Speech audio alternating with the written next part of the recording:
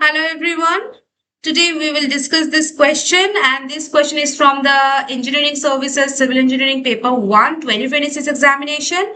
And one important subject in building materials is the timber technology. And although the modern construction uses the concrete and steel extensively, timber is still widely used for the doors, windows, roof and the railway sleepers and bridge decking, furniture and the temporary works. Okay, and since timber is a natural material, it is susceptible in to fungi, termites and insects, moisture and weathering, and therefore the engineers must know how to preserve the timber and increase its service life. So today's question is based on this practical concept. Now, first, let us understand the meaning. The preservation of timber is the process of treating the timber with the suitable preservatives or protective methods to protect it from the decay, fungi, termites, insects, muddy things, moisture, and weathering, and thereby increasing its strength, durability, and the service life. So, simply remember prevention. Basically, preservation, sorry, not prevention. Preservation means protecting the timber so that it remains strong and durable for many years. Okay. Now, let me ask you a simple question. Suppose you leave a wooden chair outside during a rainy season for 1 year. What happens? It may absorb the moisture, fungus grows, and termites to attack it, and eventually it becomes weak, right? Now imagine the same timber is chemically treated before use. Can it survive for decades? Yes, it can survive for decades. So that is the power of the timber preservation. Okay. Now, before discussing the methods, let us understand why preservation is needed. Because it protects the timber from the fungal decay, termite attack, beetles and all the things, moisture damage, weathering, marine organisms, and the increased durability and service life. So, timber mainly deteriorates because of the moisture. Okay, and if timber remains dry, fungi cannot grow, and this is why the good construction practice always includes the proper drainage and ventilation along with the chemical treatment. So remember, moisture is the biggest enemy of timber. Okay, now let us discuss the important methods one by one.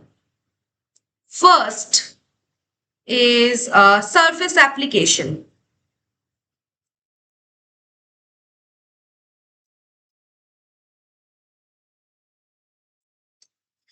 This is the simplest method. This preservative is applied using the brush, spray, paint, and the preservative used the coal tar, the paints, okay, all the things. And uses are like doors, windows, furniture, temporary timber works. And what are the limitation? Protection is only superficial, it does not penetrate deeply. Okay. Now, second is the dipping method.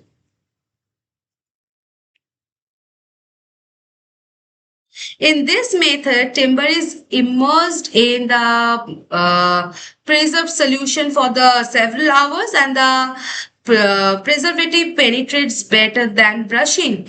And the applications are like small timber sections, bamboo, poles, all the thing. Okay. Third is soaking method.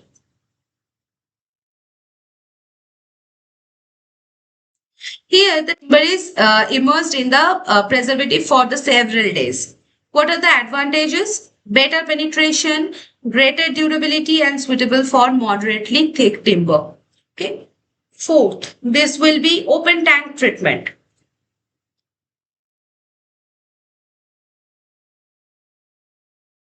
In this method, timber is placed in a tank containing hot preservative, and then it is transferred into the cold preservative. Why?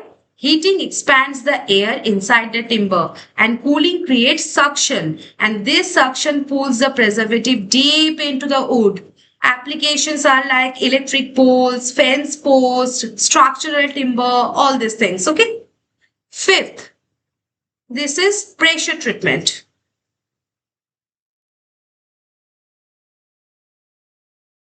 This is the best and most effective method. Timber is placed inside a closed steel cylinder. First, air is removed using the vacuum and then preservative is forced into the timber under the high pressure. What are the advantages? Deep penetration, uniform treatment, long service life, and the applications are like railway sleepers, utility poles, marine timber, bridge timber, all these things. Okay. Now, sixth, sharing method. This is one of the oldest preservation techniques, and the portion of timber to be embedded in the ground is lightly burned, and the burnt layer becomes resistant to moisture and biological attack. Applications are like fence post, wooden poles, all these things. Okay.